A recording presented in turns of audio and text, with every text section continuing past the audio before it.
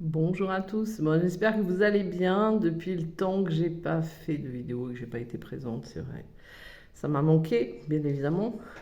Après, il y a des événements qui ont fait que euh, j'ai repris un travail, certes à mi-temps, mais j'ai quand même repris un travail à l'extérieur et j'ai aussi fait du déstockage dans ma boutique.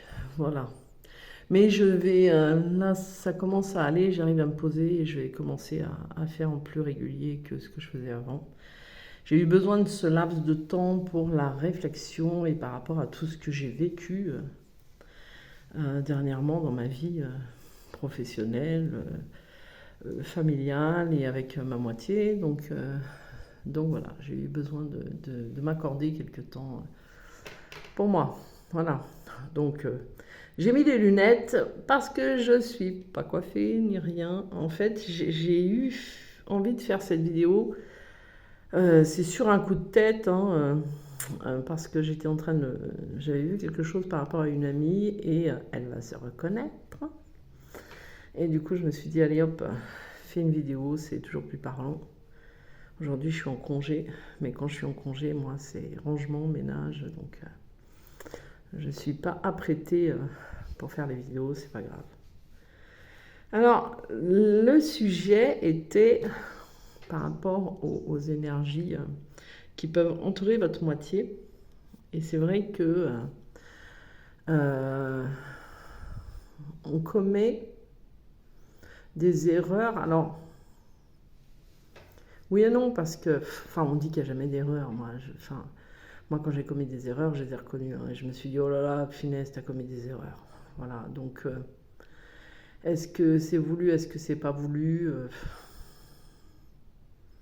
Je pense qu'à un moment, c'est la peur qui prend le dessus, et puis voilà, on agit bêtement, et voilà, c'est comme ça.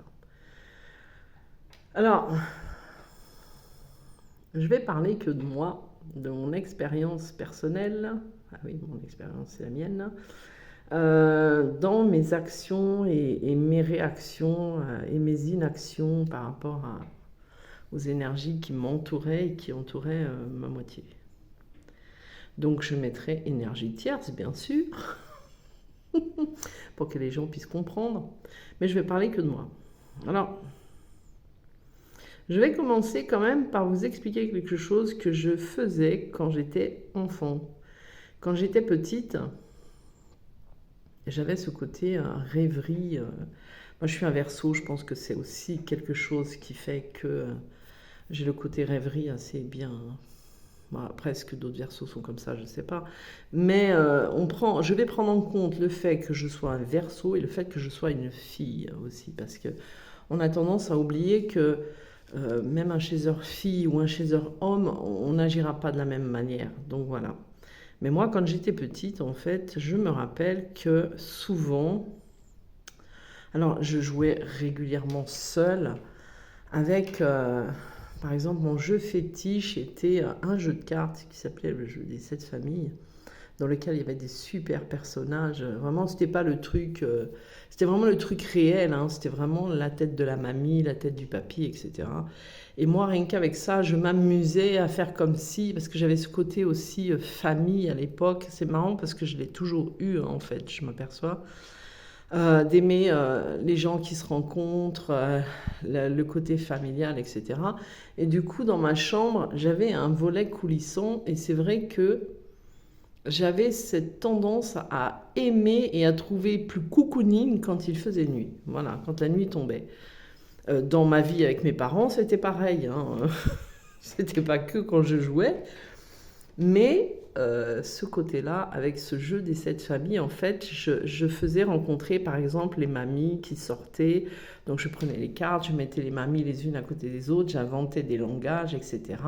Et puis, je faisais tomber la nuit avec le volet que je fermais petit à petit. Et j'ai toujours eu ce côté rêverie. Et j'avais aussi le côté mélodramatique, bien évidemment. En opposition, je pense à ça parce que il m'a fallu du temps en fait pour travailler là-dessus, hein. Mais par exemple, autant que j'avais ce côté réunion, famille, etc., et puis faire les choses dans la joie, dans mes jeux d'enfant, Mais autant j'avais aussi ce côté mélodramatique de perte de gens, voilà. Donc il m'est arrivé d'accentuer le côté mélodramatique jusqu'à en pleurer moi-même, par exemple au niveau de ma mère, ou par exemple euh, dans l'abandon des enfants, et puis de se dire, oh là là, ma mère, enfin, et si elle va mourir, et puis d'inventer des choses comme ça qui allaient jusqu'à me faire pleurer moi-même, hein. En fait, je m'aperçois avec le recul que j'avais un impact sur mon émotionnel. C'est-à-dire que mon émotionnel, je le gérais comme j'avais envie par rapport à des histoires que je faisais quand j'étais enfant, par rapport à des jeux, etc.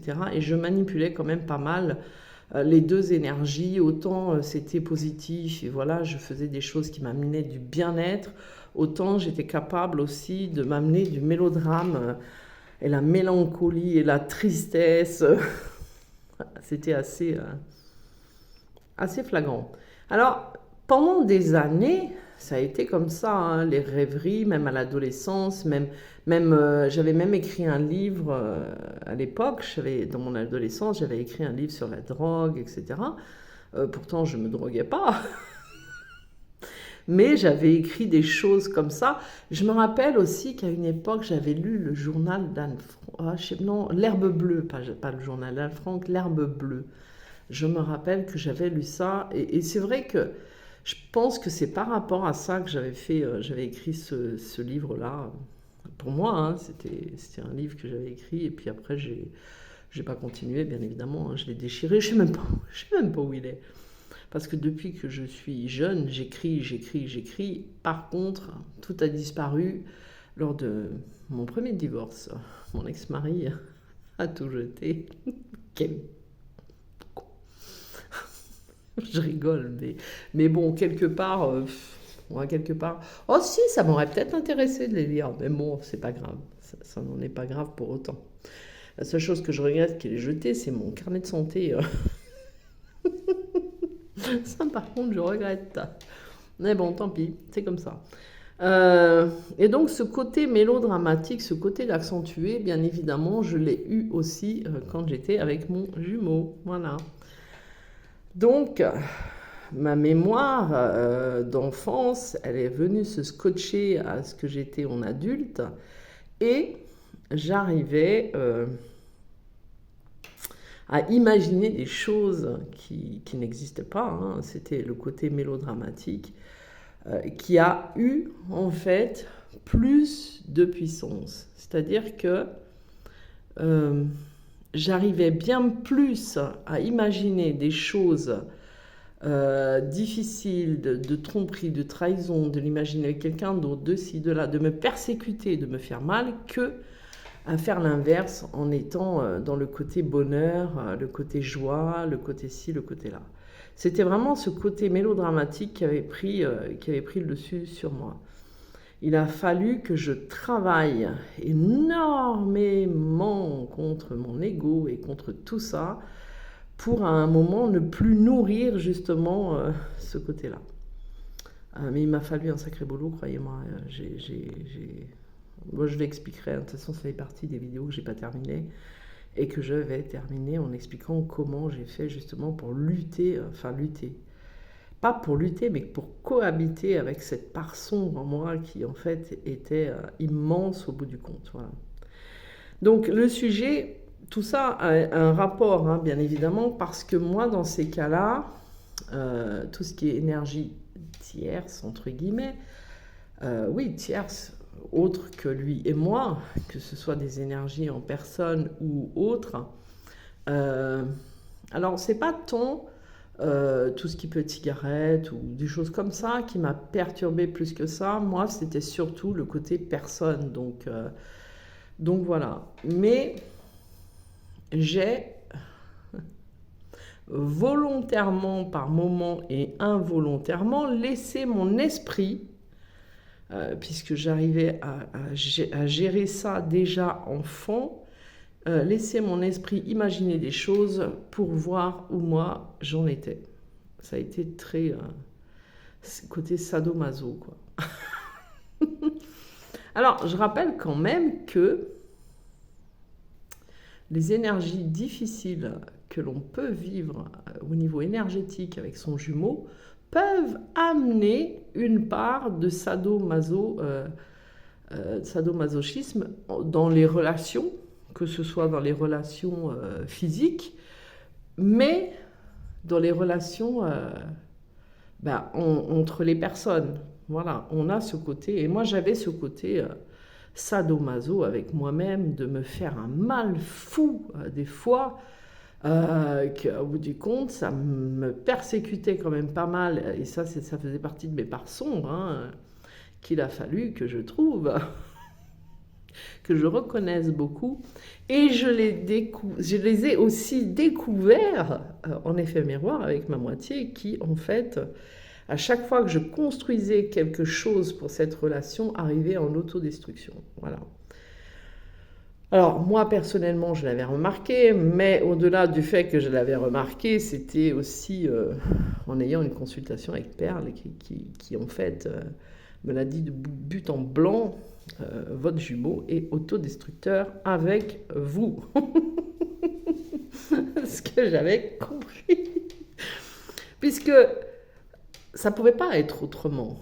Parce que moi, il fallait que je voie que j'ai pendant un certain temps nourri cette part sombre par la tristesse, par la peur, par la jalousie. Donc il a bien fallu qu'il y ait quand même quelque chose en face de moi pour que je me rende compte. Mais croyez-moi, j'ai mis du temps à m'en rendre compte. Voilà, c'est-à-dire que lui était autodestructeur dans la matière, dans tout ce qui était construit. Dès que le bonheur arrivait, bouf, là, il arrivait, bah, je prenais un coup de massue dans la gueule. Mais moi, je l'étais aussi dans l'imaginaire.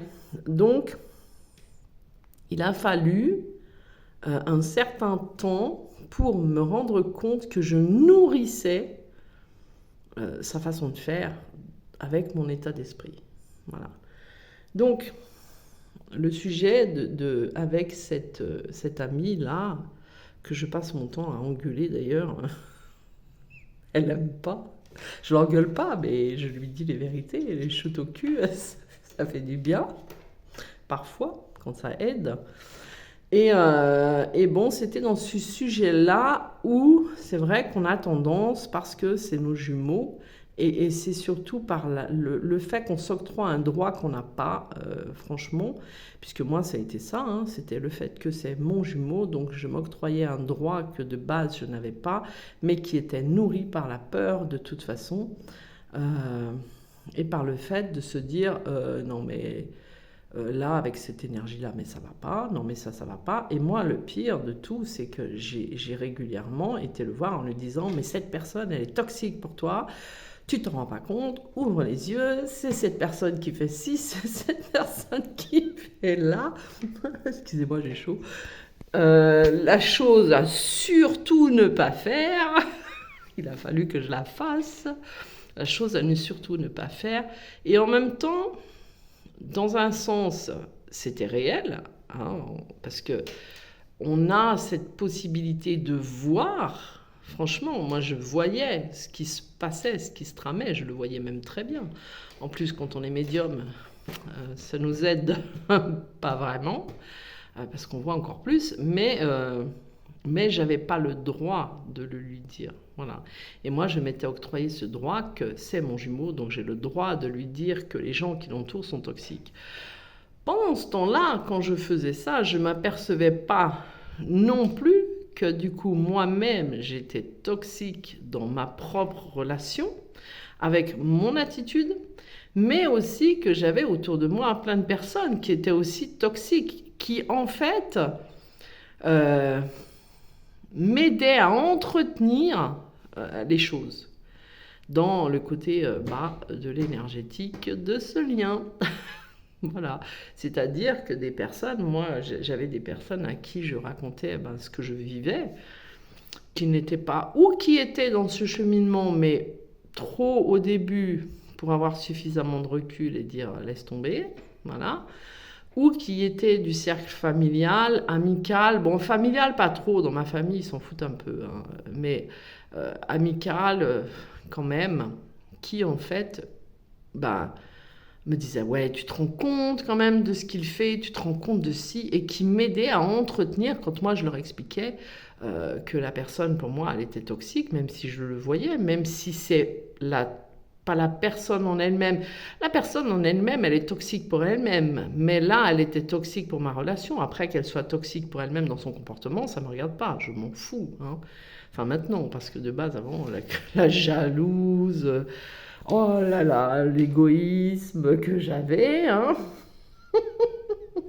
était quand même bien présent. Ça faisait partie de ce que j'étais déjà enfant, voilà.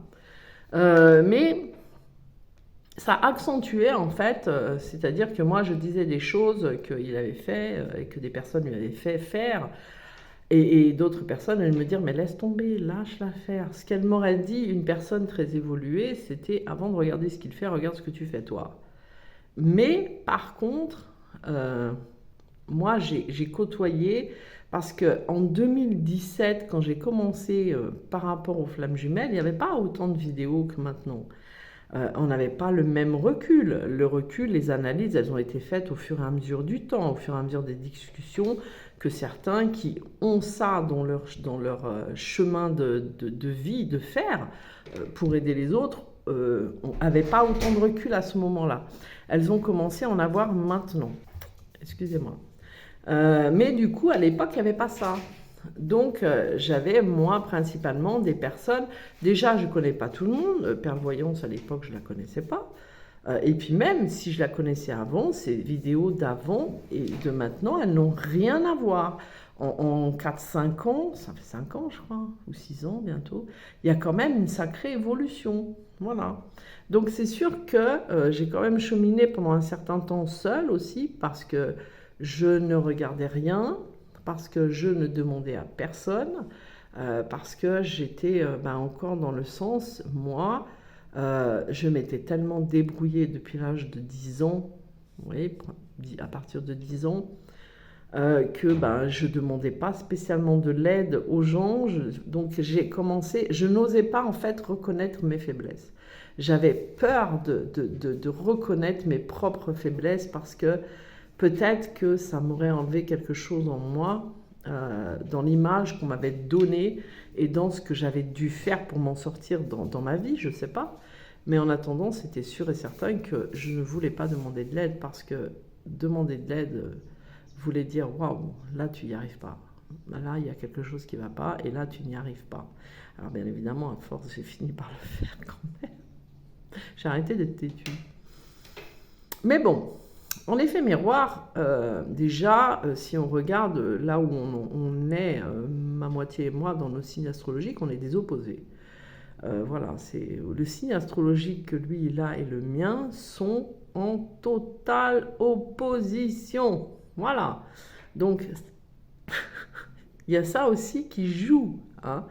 Voilà, parce qu'il y a quand même des choses à dépasser. Il n'y a pas que le fait que ce soit un masculin et moi un féminin, en polarité, qu'on doive s'accorder et se recentrer et être bien polarisé. Il n'y a pas que ça, il y a aussi à prendre en compte, je suis une femme, il est un homme. Je suis comme ça, il est comme ça. Ça aussi, ça joue, ça a son importance. Parce que c'est tout ça qu'il faut dépasser au bout du compte. Quand on dit oui, il faut polariser les deux, oui, mais pour se polariser les deux, il faut prendre en compte le fait que moi je suis une femme, que lui est un homme. C'est-à-dire, d'ailleurs, j'en avais parlé avec un d'entre vous, avec qui je n'ai pas eu de nouvelles conversations, mais je ne sais pas s'il écoute mes vidéos, mais s'il les écoute, on en avait parlé de ça aussi, qu'on ne prenait pas suffisamment en compte la différence entre un homme et une femme. Les hommes, certains hommes vont être plus tendres que d'autres. Des femmes vont être plus dures que d'autres. Voilà. Donc tout ça, c'est même pas qu'une question de polarité, c'est une question aussi de caractère. C'est une question aussi d'hommes et de femmes. Donc moi qui avais dû me démerder pas mal toute ma vie, qui a vécu quand même des choses assez extraordinaires, et puis voilà, qu'on appelait le bûcheron, il fallait que en fait je déconstruise tout ça, parce que j'avais quand même un caractère assez fort, hein. Même si je suis un Verseau, les Verseaux sont quand même des caractères assez doux. Moi, j'ai quand même un caractère, je crois que c'est le côté Scorpion qui m'aide, mais j'avais quand même un caractère fort, voilà, avec un sacré ego pris par la peur. Voilà, la peur, moi, c'est la peur qui a dominé mon ego. C'est pas la jalousie qui a dominé, moi, c'est la peur.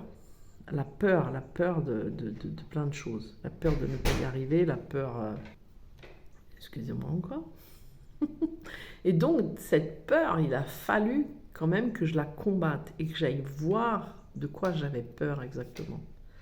Et en fait, au bout du compte, je me suis aperçue que c'était juste quelque chose que j'avais entretenu depuis mon enfance, que ça n'existait pas en fait. Que quand j'ai revisité, bien évidemment, tout ce que j'avais vécu, et donc voilà, et c'était géré par ce que j'avais vécu. Ce que j'avais vécu, cette peur, elle était immense. Déjà, moi, quand j'étais petite, je voyais quand même des choses qui étaient affreuses sous mon lit. Je voyais des choses qui étaient quand même assez perturbantes. Et en plus, au-delà de ça, la peur avait été entretenue par rapport à mon père. Enfin, concernant mon père, mais pas entretenue par mon père spécialement, mais entretenue par mon entourage familial, en rapport avec mon père qui en fait avait quitté la maison. Enfin, mes parents sont divorcés, donc voilà. Donc c'est vrai qu'on me faisait peur, on le faisait passer en fait pour le grand méchant loup, et moi ça a engendré chez moi des peurs. J'avais peur quand mon père apparaissait, parce qu'on peignait de lui une image que moi, en tant qu'enfant, je ne voyais pas. Par rapport à une situation d'ailleurs qui ne me concernait pas, si on regarde bien. C'est la difficulté entre les parents qui en fait mêlent leurs enfants à leur action de séparation. Voilà. Mais moi, ma peur était principalement là-dessus. Et en même temps, j'avais aussi ce côté que ma maman, elle était dans le sens de remettre la faute à autre. Donc, c'était aussi compliqué. C'est-à-dire que dans ma famille, ils ne prennent pas vraiment leur part de responsabilité. Voilà. À partir du moment où, quand j'ai dû travailler pour remettre la responsabilité à chacun, bien sûr que les choses, elles ont été différentes. Mais j'avais aussi ancré en moi ce que mon arrière-grand-mère avait vécu, de se retrouver seule avec ses enfants, parce que mon grand-père était décédé, paix à son âme. Mais voilà, donc tout ça, c'est en soi. Et ça fait partie de toutes les blessures que j'ai dû travailler, mais ma blessure principale qui nourrissait mon ego, c'était la peur. C'était pas la jalousie spécialement, parce que j'ai ressenti une certaine forme de jalousie, oui et non. C'était pas vraiment une côté jalousie, c'était ce que je ressentais moi dans tout ça. C'était surtout le côté que par exemple mon jumeau pouvait dire que certaines personnes faisaient les choses bien, alors que si moi je les faisais, il n'allait pas me dire quoi que ce soit. Voilà, c'était ça. Mais c'était pas une jalousie, c'était la non-reconnaissance en fait de ma valeur que lui ne voyait pas. Voilà. Remarque, tant que moi j'ai pas vu ma propre valeur, il l'a pas vue non plus. Enfin voilà. Donc vous voyez, on a tendance en fait, enfin moi, mais je le vois chez d'autres aussi, j'ai eu cette tendance mélodramatique de nourrir, parce que c'est toujours plus facile de nourrir le côté sombre que de nourrir le côté lumineux. Et moi, c'est ce que je faisais déjà enfant. Donc enfant, je manipulais déjà ces énergies-là par rapport à ce que j'avais vécu dans mon enfance. Et du coup, j'ai continué à le faire. Et c'est vrai que c'est ce que j'ai dû travailler. Et c'est ce que mon jumeau m'a montré à travailler. Donc tout ce qui les entoure, toutes les personnes qui les entourent, bien évidemment, quand on est au début du cheminement, on ne va pas se dire « Ah, les gens qui les entourent, c'est pour leur bien. » Et c'est pour le nôtre aussi. C'est des contrats karmiques qui sont en train de terminer. Non, dans ces cas-là, mais ils ne se rendent pas compte.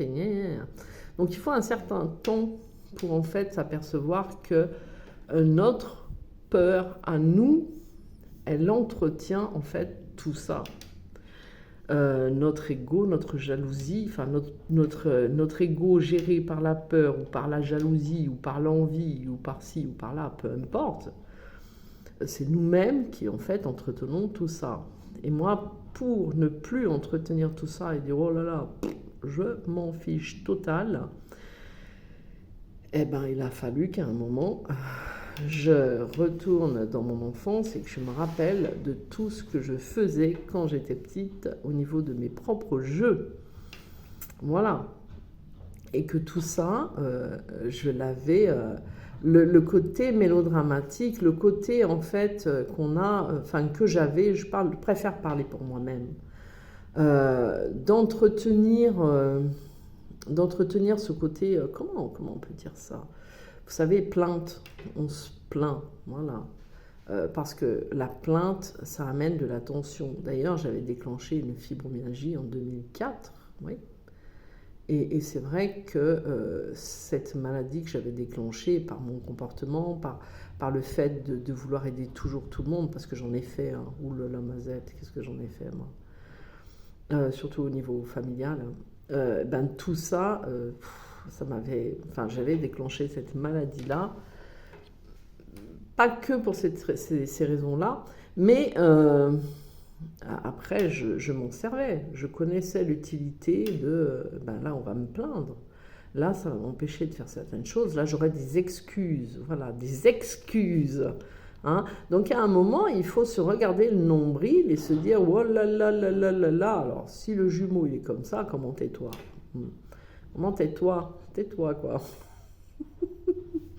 Donc je ne suis pas là pour vous dire les énergies tierces qui entourent votre compagnon de route. Elles sont comme ci, elles sont comme ça, elles sont comme ça. Moi je dis chacun est comme il est. Et avant de regarder le côté toxique chez l'autre, regardez à quel point vous-même, vous êtes toxique pour votre jumeau. Et c'est ça, en fait, que j'expliquais à la personne, c'est quand les gens ne sont pas réunis, c'est pas parce que des énergies toxiques entourent l'autre, c'est parce que nous, comment on est encore toxique. Et d'ailleurs, il y avait une vidéo que je voulais faire sur les barrières qu'on met, parce que moi j'ai mis des barrières, juste soi-disant avec le côté amour inconditionnel qui est bien conditionné en y mettant des structures. Hein, voilà.